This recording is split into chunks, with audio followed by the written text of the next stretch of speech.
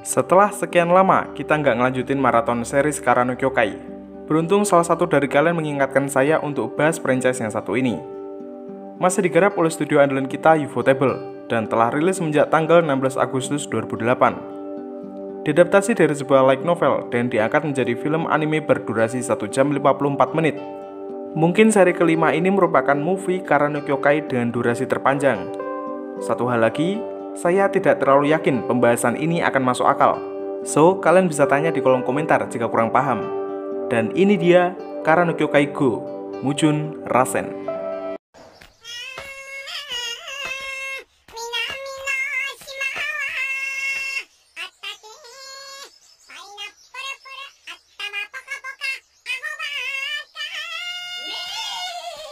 Masih bersama Ryogi Shiki sebagai main karakter, Kokuto Mikia sebagai teman kepercayaan Shiki, Aozaki Toko sebagai rekan kerja yang sangat bisa diandalkan, Enjo Tomoe sebagai remaja yang akan menjadi fokus utama cerita, Araya Soren sebagai main villain, dan masih banyak karakter yang akan memakan waktu jika dieksplanasikan satu-satu.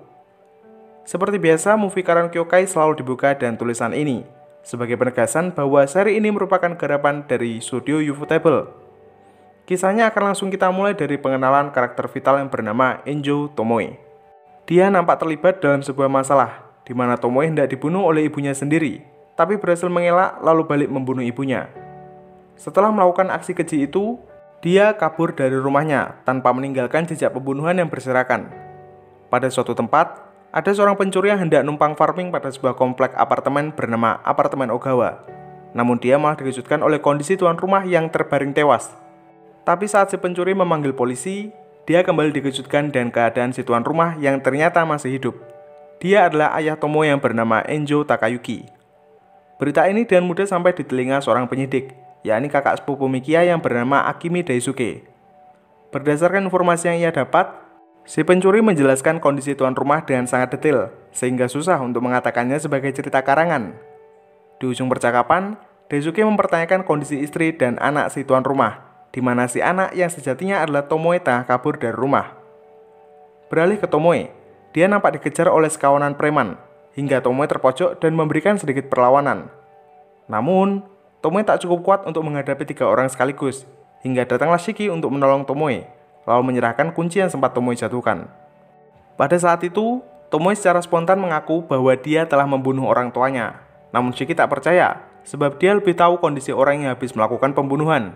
Karena suatu alasan, Shiki mengizinkan Tomoe untuk tinggal di apartemennya. Tak jarang juga Tomoe menderita paradoks yang mempertemukannya dengan ibu yang sebelumnya ia bunuh. Jadi intinya, kita hanya dibingungkan dengan keadaan orang tua Tomoe, yang Tomoe kira sudah ia bunuh, sementara pihak penyidik seperti Daisuke malah beranggapan jika mereka masih hidup, dan hanya kehilangan seorang anak. Sementara itu, Tomoe terus tinggal di apartemen Shiki, hingga suatu saat, Tomoe merasa jika Shiki akan membunuhnya. Namun itu hanyalah firasat Tomoe. Kemudian Shiki mengatakan jika dia keluar hingga larut hanya untuk membunuh seseorang, karena dia punya masalah akan hal itu. Tomoe balik memberikan saran agar Shiki melimpahkan dan mencurahkan semua masalahnya kepada satu-satunya teman yang ia miliki. Tentu, Shiki tak bisa menceritakannya, karena temannya alias Mikia tengah berada di suatu tempat yang jauh. 1 minggu semenjak kedatangan Tomoe di rumah Shiki, dia masih tidak mendapatkan berita tentang ditemukannya jasad kedua orang tua Tomoe. Pada saat itu juga, dia merasa jika Shiki tengah diikuti pria misterius yang menyapa Tomoe dan sebuah kode. Malam harinya, Tomoe langsung membicarakan hal ini dengan Shiki, namun Shiki juga tidak mengenal sosok pria yang Tomoe maksud. Tiba-tiba, Tomoe mengatakan jika dia sangat menyukai Shiki. Shiki sendiri tentu tidak percaya, lalu menguji Tomoe dan ancaman akan membunuhnya. Meski sekejap, Tomoe mengingat masa di mana dia membunuh kedua orang tuanya, yang sebelumnya sempat bertengkar karena suatu masalah. Maka dari itu, Tomoe merasa jika mati untuk Shiki lebih baik ketimbang mati karena hukuman. Akhirnya, Tomoe memutuskan untuk berbicara kepada Shiki mengenai detail kematian orang tuanya. Shiki yang juga penasaran akan menemani Tomoe untuk kembali ke rumah lamanya. Setibanya di tempat, Shiki dikejutkan dengan bentuk apartemen yang tidak normal. Ditambah lagi Shiki juga merasa jika lift apartemennya berputar 180 derajat. Nomor kamar keluarga Enjo adalah 405. Dan Shiki menganjurkan Tomoe untuk masuk tanpa mengetuk pintu. Di sana mereka disuguhkan dengan pemandangan suram kedua orang tua Tomoe, di mana si ayah yang awalnya melakukan tindakan kekerasan malah terbunuh. oleh si ibu yang kemudian juga membunuh Tomoe, lalu dirinya sendiri. Tomoe tak mampu menerima kenyataan ini, lalu Shiki secara abnormal menyarankan untuk pergi ke kamar berikutnya. Tempo hari Shiki meminta bantuan Mikia untuk memecahkan masalah ini, di mana jika apartemen ini memang berputar, maka rumah Tomoe yang sebenarnya berada di nomor 410. Dan benar, di sana mereka menemukan jasad orang tua Tomoe yang telah membusuk. Lalu tiba-tiba Tomoe hendak mendapatkan serangan dari belakang. Tapi Shiki dengan sigap memberi perlindungan. Situasi di sana semakin parah karena kemunculan belasan mayat bersenjata. Tak tinggal diam, Shiki pun menerjang ke arah mayat-mayat tersebut dan membereskannya satu persatu. Dan di saat semuanya telah usai, sosok Araya Soren muncul di hadapan mereka. Di sini terjadi plot twist yang merujuk ke seri Karanyo Kyokai 2, yakni saat Shiki sadar bahwa pikirannya telah dikendalikan Soren untuk membunuh Mikia. Nah, di permasalahan sekarang, Soren tengah bereksperimen di apartemen ini. Keluarga Enjo bukanlah satu-satunya korban, tapi salah satu dari sekian banyak. Kamar tertentu difungsikan untuk menyimpan jasad asli korban, sementara kamar yang lain difungsikan untuk menampilkan adegan kematian dari korban-korbannya, di mana kejadian itu terus diperagakan oleh boneka mayat. Tujuan Soren sendiri adalah melihat akhir kematian yang berbeda dari korbannya, meskipun hingga saat ini akhir kematian semua korbannya masih sama.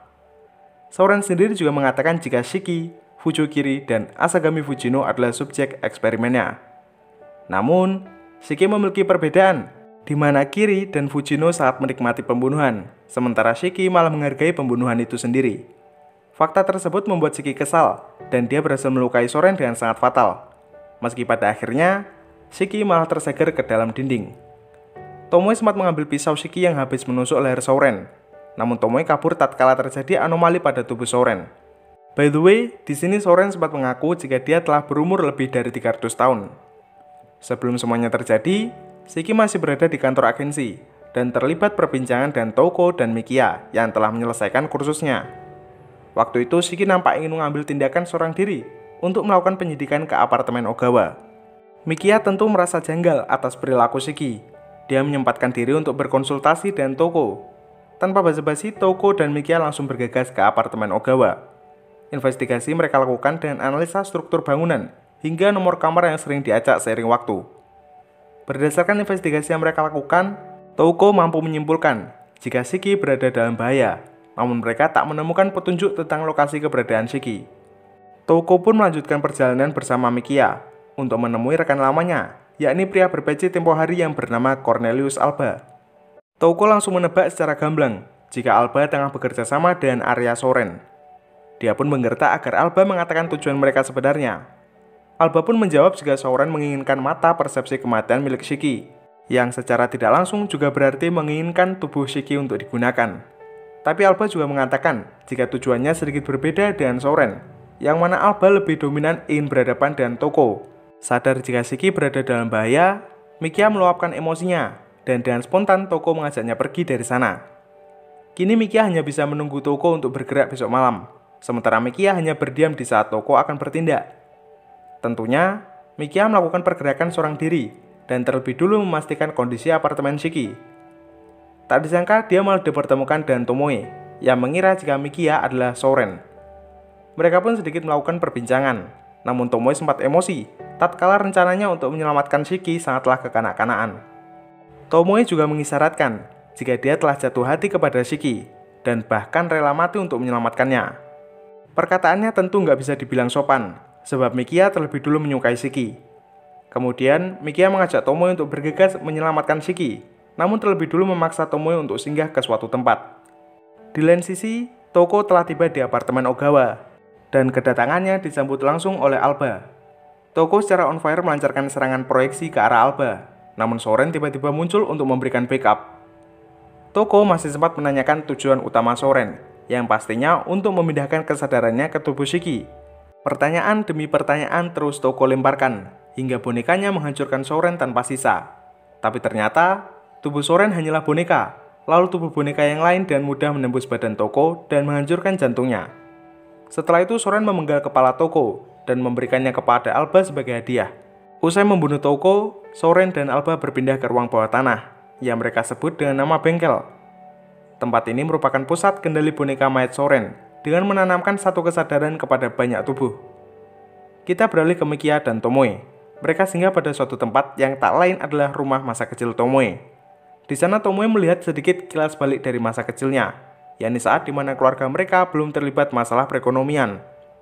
Pandangan tersebut membuat Tomoe merasa, sekalipun keluarga Enjo memiliki masalah yang besar, bukan berarti mereka pantas mendapatkan kematian yang Soren berikan. Mikia pun segera mengajak Tomoe untuk bergegas ke apartemen Ogawa, sembari mengatur rencana penyusupan. Mikia akan memasangkan dirinya sebagai umpan dengan memasuki pintu masuk seorang diri, sementara Tomoe akan masuk lewat saluran bawah tanah hingga menemukan bengkel kendali Soren. Mikia juga meminta Tomoe untuk menyerahkan pedang kuno milik Shiki, dan mereka pun bergegas untuk menjalankan rencana utama. Setibanya Mikia di pintu utama, Alba sudah menyambut kedatangannya, bersama kepala toko yang kini berada di genggaman Alba. Alba secara perlahan mengoyak dan menghancurkan kepala toko di hadapan Mikia, sementara Mikia hanya bisa kabur karena tidak kuat.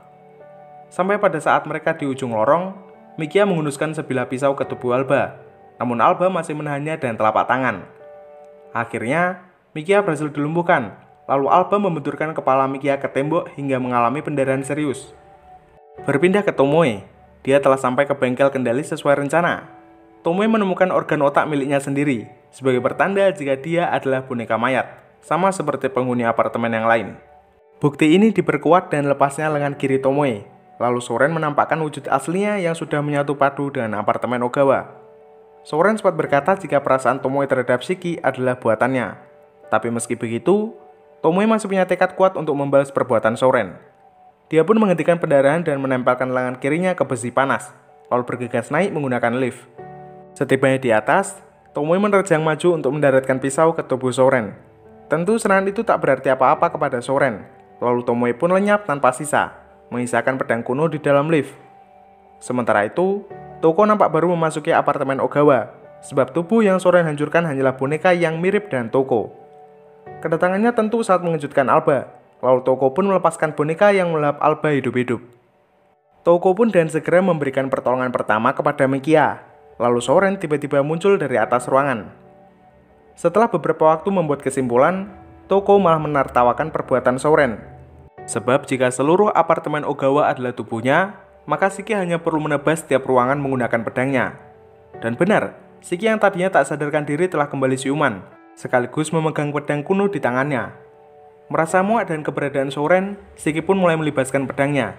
Dan terjadilah pertarungan epik antara Shiki melawan Soren. Kemampuan yang Soren miliki tak cukup banyak untuk mengimbangi kegilaan Shiki. Dia pun memisahkan diri dengan apartemen Ogawa, juga menjatuhkan dirinya sendiri dari atas gedung. Namun Shiki tak tinggal diam. Dia akan ikut jatuh bersama Soren, sembari menghunuskan pedangnya tepat ke jantung Soren. Pada akhirnya, mereka mendarat keras di atas tanah. Shiki jatuh pingsan, sementara Soren berada di ujung tanduk akibat tubuh tuanya yang telah mencapai batasnya. Kemudian, Toko datang bersama Mikia yang baru siuman. Dia masih melemparkan pertanyaan serupa mengenai tujuan Soren. Di akhir percakapan, Toko menegaskan bahwa Soren bukannya kalah dari Shiki, melainkan rasa cinta Tomoe kepada keluarganya, sehingga rasa cinta yang Soren tanamkan di hati Tomoe tak ada artinya. Setelah itu, Soren pun lenyap tanpa sisa. Toko nampak memandangi apartemen Ogawa, yang tadinya hancur kini telah kembali utuh. Adegan berpindah ke alam bawah sadar Shiki. Di sana dia melakukan perpisahan kepada Tomoe, yang kini telah beristirahat di dalam damai. Dan anime pun ditutup oleh lagu dari Kalavina berjudul Sprinter. Mungkin ada satu pertanyaan yang membekas di benak kalian tentang bagaimana apartemen Ogawa bisa utuh kembali. Saya sempat membuat hipotesis demikian. Apartemen Ogawa adalah kepalanya Soren. Kekuatan yang ia tanam adalah rambutnya, sementara boneka mayat di sana adalah kutu rambutnya. Jadi, Soren bisa melepaskan diri dari kepalanya dan menghancurkan kekuatan tertanam yang kita ibaratkan sebagai rambutnya, namun tidak dengan boneka mayat yang ada di dalamnya. Mengenai masalah itu, ada sedikit percakapan setelah lagu penutupan dari Kalavina, yakni obrolan Mikia dan Shiki yang mengatakan jika Toko telah menyingkirkan mayat-mayat di sana dan segera melaksanakan penghancuran apartemen Ogawa. Mengenai kekuatan Toko yang ditampilkan pada seri ini, pada pertarungan awal, dia mengarahkan sihir proyeksi kucing yang berhasil menelan Alba. Namun Soren tiba-tiba datang untuk menyelamatkan Alba dan menghabisi Toko. Di lain adegan, tubuh asli Toko datang dengan perangkat proyeksi baru yang lebih garang. Di sana dia berhasil menyelamatkan Mikia, sekaligus membuat sihir proyeksinya melahap Alba hidup-hidup. Kalau nggak salah, perangkat proyeksi kedua Toko bernama Scare Thread. Beralih ke Cornelius Alba. Kemunculannya masih terbilang hangat di channel ini, tapi buat penggemar Nasuverse yang udah sepuh, pasti udah nggak asing lagi sama karakter ini. Cornelius Alba adalah rekan penyihir Toko dan Arya Soren di Asosiasi Penyihir Cabang London. Awal mula Alba bisa membenci Toko disebabkan oleh Toko yang merebut gelar merah, di mana gelar tersebut sangatlah didambakan oleh sosok Alba. Ketika berada di apartemen Ogawa, Alba sempat hendak mengerahkan mantra Sea of Flame, tapi keburu tersadap oleh sihir proyeksi Toko. Mantra Sea of Flame sendiri bisa kita artikan sebagai mantra lautan api 1000 derajat, yang mana serangan tersebut mampu menciptakan medan berapi di sekelilingnya. Namun sayang, kita nggak punya kesempatan untuk melihatnya di seri ini. Terakhir, Arya Soren. Faktanya Soren adalah mantan biksu Buddha yang berasal dari Buddhisme Tamil yang telah hidup semenjak 300 tahun yang lalu. Kebiasaan untuk melihat kematian seseorang membuatnya terobsesi untuk menciptakan hasil kematian yang berbeda. Dan ini merupakan tujuan besarnya di series kelima Karane Kyokai. Arya Soren cukup ahli dalam menggunakan teknik boneka dan menciptakan medan batas.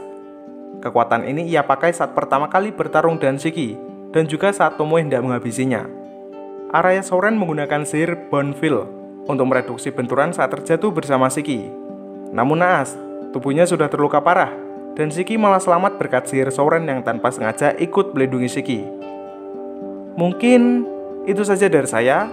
Seperti biasa, jika ada kesalahan dalam pembahasan, tolong koreksi di kolom komentar. Keiko, watashi wa ari to mata aimashou. Nyampasu.